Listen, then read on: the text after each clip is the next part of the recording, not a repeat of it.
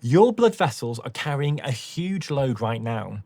Not weight, not stress in the emotional sense, but actual mechanical pressure pushing against the walls of every artery in your body.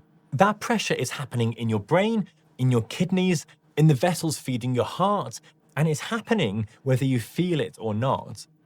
Blood pressure isn't just a reading at your GP surgery that gets written down and filed away for years. It's a constant physical force that over months and years reshapes how your vessels behave, how hard your heart has to work, and whether those organs stay functional into your 70s or 80s. Hypertension is the most common undermedicated disease process in the developed world. It doesn't announce itself with pain or fatigue until the damage is already done, usually in the form of a stroke, a heart attack, or kidney failure, or vascular dementia. The problem is that for half a century, we've been told that the villain is salt. Cut your sodium and your pressure will drop. Except that hasn't worked for most people. What we're now understanding is that sugar has been driving blood pressure up through a completely different route. One that doesn't involve water retention, but instead locks your kidneys and arteries into a high pressure state hormonally. And most people have been treating the wrong mechanism. Hi, I'm Dr. Alex. I'm an emergency medicine doctor, and after nearly 10 years in the A&E, I've seen what happens when preventable disease isn't prevented. And my goal now is to help people avoid it in the first place and live longer, healthier lives. For the next couple of minutes, before we talk about sugar and salt, we need to understand what creates blood pressure in the first place. Blood pressure is the product of three forces and three forces only. The first one is cardiac output, which is how much blood your heart pushes out with each beat. The second one is blood volume, which is the total amount of fluid circulating in your system. The third one is vascular resistance, which is how relaxed or constricted your arteries are at any given moment. Now, if any one of those three goes up, your blood pressure rises. If all three go up together, your pressure can climb dangerously high. And the reason this matters is that your body has different ways of controlling each one. Cardiac output is controlled by heart rate and stroke volume, both of which respond to adrenaline and your autonomic nervous system. Blood volume is controlled by your kidneys, which decide how much sodium and water to hold onto or to excrete. Vascular resistance is controlled by the endothelium, the thin layer of cells lining every artery in your body, which produces nitric oxide to keep vessels relaxed and compliant. When nitric oxide production falls, vessels stiffen, resistance climbs, and pressure rises even if your heart rate and blood volume haven't changed at all. What becomes clear when you see the system this way is that your blood pressure isn't just one problem. It's the downstream result of kidney signaling, of endothelial health, of autonomic tone, and arterial compliance all interacting at once. That's why blanket advice like eat less salt works for some people and does almost nothing for others. The question isn't just what you eat, it's which part of your pressure system is breaking down and why. Okay, so if you're watching this video, you're probably worried about your health. And I just want to take a few seconds here to make you a promise. I promise to keep creating the most helpful videos I possibly can, grounded in science and the latest research to help you live longer, to help you prevent the diseases I see in the emergency department every single day. And all I ask in return is that you give this fairly new channel a chance and hit the subscribe button. If you get to the end of this video and you didn't think it was worth your time or you've not learned something new, then feel free to unsubscribe. No hard feelings. But if you give me your time and your attention, I'll give you everything I've learned from over a decade in medicine. So please help me out. Hit the subscribe button to help this channel reach more people like you. And let's continue with the video. So, salt has been the primary target of blood pressure advice since the 1970s. And there's a reason for that. Sodium is osmotically active, which means wherever sodium goes, water follows. When you eat a meal high in salt, sodium gets absorbed into your bloodstream. And because your body wants to keep the concentration of sodium in your blood tightly controlled, it pulls water in from the surrounding tissues to dilute it. That increases your plasma volume temporarily, and more fluid in a closed circulatory system means higher pressure. It's basic fluid mechanics, not some complex hormonal cascade. The kidneys respond to that pressure rise by activating the renal angiotensin-aldosterone system, which is essentially your body's emergency pressure regulating network. When blood pressure climbs, the kidneys sense it and start excreting more sodium and water to bring the volume back down. When your pressure drops, the kidneys hold on to sodium to prevent the system from collapsing. This is a tightly controlled feedback loop, and in a healthy metabolic state, it works beautifully. You eat more salt one day, your kidneys clear it out, and your pressure stabilizes without any long-term change. The problem is that salt sensitivity exists on a spectrum. Some people, particularly those with impaired kidney function, reduced nitric oxide production, or certain genetic variants, experience dramatic blood pressure rises from sodium intake. Others can consume high amounts of salt and show almost no pressure response because their kidneys and their vessels are still flexible enough to handle the volume shifts. What we've learned from decades of population studies is that salt primarily modulates pressure through water retention and plasma volume expansion, not through metabolic damage or chronic inflammation. And that distinction matters because it means salt is a volume problem, not a disease driver in itself. So sugar operates through a completely different mechanism, and it's one that most people have never heard about. When you eat refined carbohydrates or sugar, your blood glucose rises and your pancreas releases insulin to shuttle that glucose into cells. That's the story most people know. What they don't know is that insulin doesn't just lower your blood sugar, it also signals to the kidneys to hold on to sodium. Not because you've eaten more salt, but because insulin itself is a sodium-retaining hormone. The more insulin you produce, the more sodium your kidneys absorb, and the more water that gets pulled into your bloodstream as a result. This creates a pressure rise that has nothing to do with how much salt you've just eaten. You could be on a low-sodium diet, but if your insulin is chronically elevated because you're eating processed carbs all the time, your kidneys are being told hormonally to retain sodium throughout the day. That's the first pathway. The second is that chronic insulin elevation activates the sympathetic nervous system, which increases your heart rate, it boosts cardiac output, and constricts peripheral blood vessels. More output means more resistance and higher pressure. Now, the third pathway involves fructose, which is metabolized almost entirely in the liver. When fructose is broken down, it generates uric acid as a byproduct. Elevated uric acid has been shown in multiple studies to impair endothelial function, meaning it reduces nitric oxide availability and prevents arteries from relaxing properly. It also increases renal sodium reabsorption directly, independent of insulin. So fructose doesn't just raise blood sugar and insulin, it chemically alters how your kidneys handle sodium and how your blood vessels respond to pressure. Sugar is a dual-action driver of hypertension, working through both kidney signaling and arterial stiffness. And it does this whether or not you've touched a salt shaker. Now, the interaction between insulin and sodium is where the real trap lives. In a metabolically healthy person, insulin rises after meals, signals to the kidneys to retain a little sodium temporarily, and then falls back to baseline once glucose is cleared. The kidneys then release that sodium, pressure normalizes, and the system resets. But in someone with insulin resistance, which describes the majority of adults in the UK and the US, insulin doesn't fall. It stays elevated throughout the day because cells aren't responding to it properly anymore. So the pancreas has to keep producing more just to maintain normal blood sugar. When insulin is chronically high, the kidneys never get the signal to release sodium.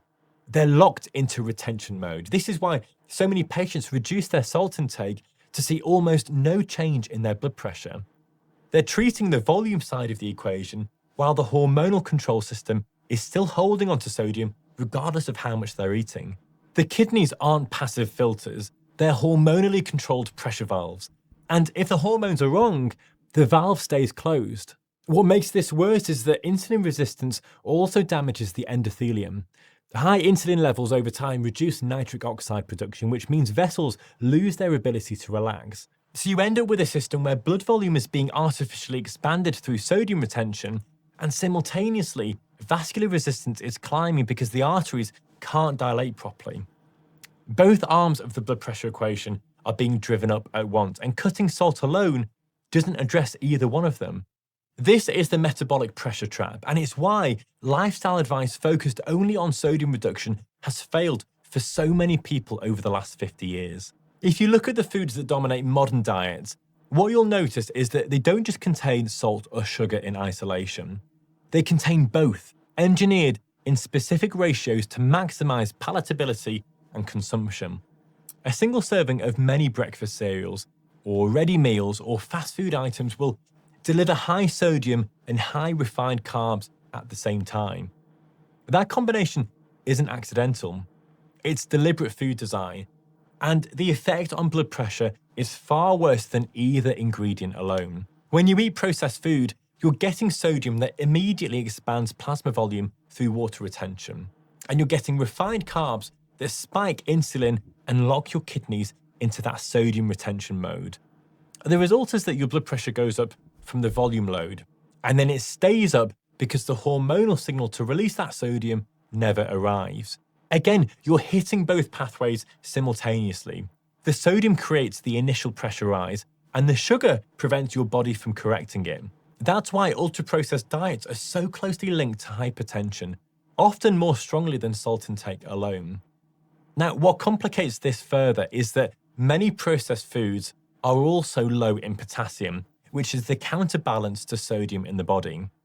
Potassium helps the kidneys excrete sodium and supports vascular relaxation. Whole foods like vegetables, legumes, and unprocessed meats are naturally high in potassium and relatively low in sodium. Processed foods inverts that ratio. You end up with high sodium, low potassium, high refined carbs, and often high fructose as well. It's a perfect storm for pressure dysregulation, and it explains why hypertension is overwhelmingly a disease of industrial food systems, not a problem caused by people seasoning their home-cooked meals. Now, when we understand what drives blood pressure up, we automatically understand what brings it down. It's two sides of the same coin. Now, biologically speaking, blood pressure falls when three things happen in the body. The first one, and this is crucial, is that insulin drops and stays low for extended periods. When that happens, it allows the kidneys to release sodium normally again, rather than holding onto it. The second mechanism involves endothelial nitric oxide production increasing, which essentially relaxes our blood vessels and reduces what we call vascular resistance. And the third lever, well, that's when renal sodium handling normalizes, meaning the kidneys start responding to actual sodium intake rather than being hormonally locked into retention mode. So those are our three levers. And here's the key point. Everything that genuinely lowers blood pressure long-term works through one or more of those mechanisms. Everything. Let me give you some concrete examples of how this works in practice. Physical activity is one of the most powerful blood pressure interventions we have. And the reason might surprise you. It's all about that nitric oxide again. When you exercise, particularly aerobic exercise, you create what's called a shear stress on your blood vessel walls. This stimulates endothelium, that's the inner lining of your blood vessels, to produce more nitric oxide. Now here's where it gets really interesting. That effect doesn't just stop when you finish exercising. It lasts for hours after the session ends, which is precisely why regular movement creates sustained pressure reduction. And notice that I'm not talking about burning calories here or even losing weight, although those certainly help. What I'm talking about is turning your endothelium into a more active drug factory for vascular relaxation. That's the real mechanism at play. Now, moving on to diet. So, dietary fiber works through a completely different pathway, the insulin pathway that I mentioned earlier. What happens is that fiber slows glucose absorption, which flattens those post-meal blood sugar spikes that we all get. This, in turn, reduces the amount of insulin that your pancreas has to produce throughout the day. And remember what I said about insulin? Lower insulin means the kidneys aren't being constantly signaled to retain sodium, which allows natural pressure regulation to resume. It's beautifully simple when you think about it. Then we have sleep, which affects your blood pressure through yet another mechanism, the autonomic nervous system. Poor sleep increases what we call sympathetic tone, which raises your heart rate and constricts your blood vessels. On the flip side, deep, restorative sleep allows the parasympathetic nervous system to take over, which lowers your cardiac output and your vascular resistance at the same time. It's literally like switching from the accelerator to the brake. So here's the bottom line, and this is what I really want you to take away from this. Blood pressure reduction isn't about cutting one ingredient from your diet or taking one magic supplement. What we're really talking about is a systems-wide hormonal recalibration. It happens when you restore the biological conditions your cardiovascular system was actually designed to operate in. That's the real secret to lasting pressure control. In emergency medicine, we see blood pressure in its most dangerous forms. Hypertensive crises, strokes from uncontrolled pressure, heart failure driven by years of elevated afterload. What becomes obvious when you work on the front line is that medication controls pressure, but it doesn't reverse the disease. An ACE inhibitor reduces angiotensin signaling, which lowers vascular resistance and brings pressure down. A diuretic forces the kidneys to excrete sodium, which reduces blood volume. A calcium channel blocker relaxes arterial smooth muscle, which drops resistance mechanically. All of these types of medication work, and they save lives, but they don't fix why the pressure was high in the first place. What I've seen repeatedly is that blood pressure medications work best when the metabolic drivers are already improving. A patient who's losing visceral fat, eating whole foods, moving regularly, and sleeping properly will often need lower doses or fewer medications to achieve the same pressure targets. And that's because the medication is acting on a system that's already starting to regulate itself better hormonally. The kidneys are handling sodium more appropriately. The endothelium is producing more nitric oxide, and insulin isn't chronically locking the system into retention mode anymore. There's also a clear distinction between patients who respond well to salt restriction and those who don't. Young, lean patients with primary hypertension often see significant pressure drops when they reduce their sodium intake because their kidneys and vessels are still flexible enough to adjust. Older patients with insulin resistance, with obesity or metabolic syndrome rarely see meaningful change from salt restriction alone because their pressure is being driven hormonally, not just mechanically. That doesn't mean that salt doesn't matter to them. It means that salt isn't the primary driver, and treating it as if it is will lead to frustration and non-compliance. Now, clinically, the patients who reverse their hypertension are the ones who address the metabolic foundation, not the ones who obsess over seasoning. So where does this leave us? Well, the question originally was salt versus sugar, but the real answer is that they're not opposing forces. They're two different mechanisms acting on the same pressure system. And in modern diets, they almost always appear together. Salt raises blood pressure temporarily by expanding plasma volume,